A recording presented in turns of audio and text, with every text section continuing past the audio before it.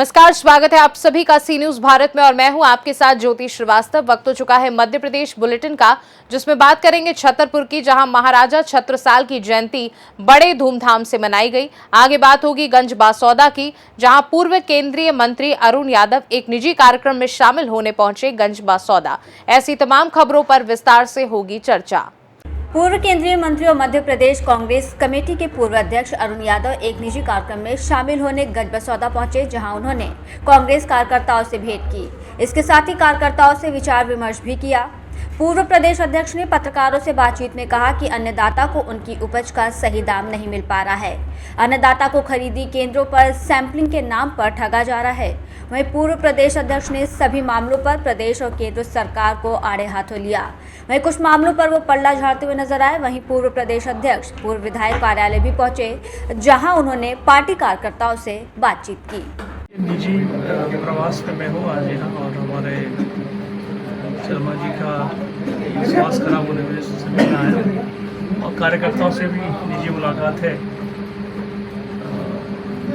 उसके आगे फिर मैं और आगे से दौरे पे जाऊँगा। भैया, जातीय जनगणना को लेकर जो है पूरे देश में भाजपा से इंदिरा जी, सोनिया जी और डॉक्टर मनमोहन सिंह तक सदैव ही दलित, पिछड़े, आदिवासियों की बात करते थे, उनको आगे बढ़ाने का काम करते थे। हमारे नेता राहुल जी लगातार पिछले कई वर्षों से, आज से नहीं, कई वर्षों से नेता प्रतिपक्ष होते हुए भी, सांसद होते हुए भी, राष्ट्रीय अध्यक्ष होते हुए भी सदैव ही उन्होंने जातिगत जनगणना की बात की।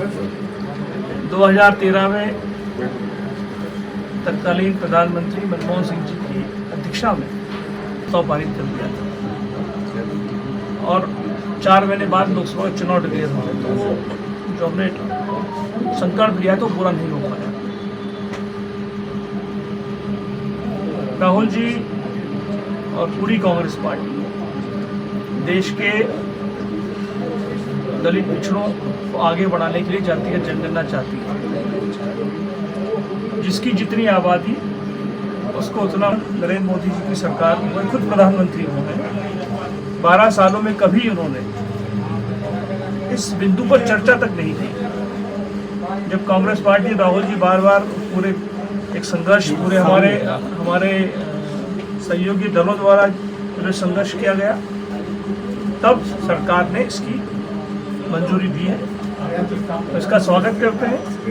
माननीय प्रधानमंत्री जी से हमारा बहुत विनम्र निवेदन, आग्रह भी है कि जातिगत जनगणना की सरकार को लागू करना चाहिए और पूरे देश भर में समय सीमा में। भैया, किसानों को लेकर प्रदेश में मची हुई है, केवल मध्य प्रदेश में ही मची हुई है। हमारा अन्नदाता बार बार ठगा जा रहा है, अपनी उपज का दाम उसको नहीं मिलता है। सैंपलिंग के नाम पर जिस गेहूं का कीमत 2600 होना चाहिए, वो 2200-2300 में लिया जा रहा है। खाद बीज की किल्लत देश भर में, प्रदेश भर में। कल ही मुझे क्षेत्र के लोगों ने फ़ोन किया कि खाद नहीं, DAP अवेलेबल नहीं है, और जो अवेलेबल है उसकी भी ब्लैक मार्केटिंग पूरे देश और प्रदेश भर में होगी। तो एक लूट देश और प्रदेश में किसानों के प्रति हो रही है। तो आपकी सरकार ने क्यों मुद्दा नहीं उठाया? उठाते रहे, कहाँ उठा रहे हैं? सदैव उठाते ये लागू होती उनकी सरकार ने, जब राहुल जी ने।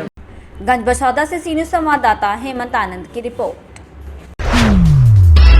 छतरपुर जिले के खजुराहो में बुंदेल केशरी वीर बुंदेला महाराजा छत्रसाल की जयंती सर्व समाज के लोगों द्वारा बड़ी धूमधाम से मनाई गई।